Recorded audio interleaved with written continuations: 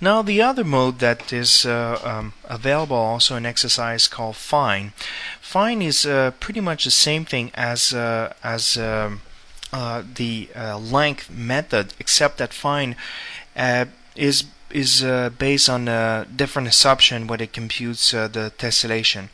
The length, distance, and angle is designed to generate the best surface with the least number of triangles, where fine takes really a different approach, where it generates a lot of triangles, and those triangles are only being allocated when the actual displacement occurs in within the tile being rendered.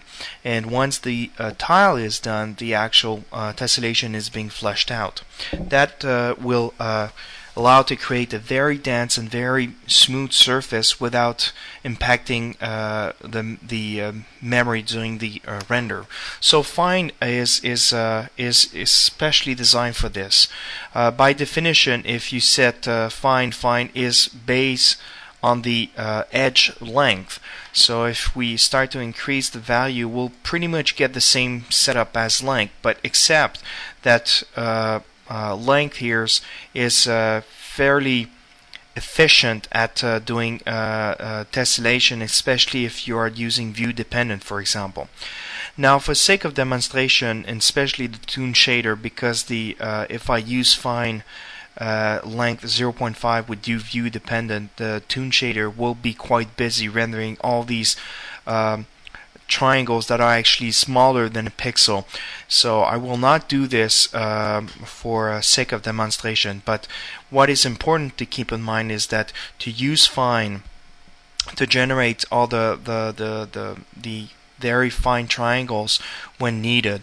Obviously, if you do have displacement map, you can actually, it is probably better to use probably a length method, for example, for the actual displacement, not displacement, but defining the surface tessellation.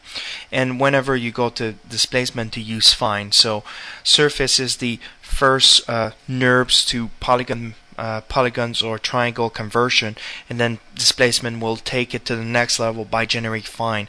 The big advantage using fine with displacement is all the actual tessellation being generated by the fine tessellation engine, is that all these triangles will be released when the actual tile is rendering is completed.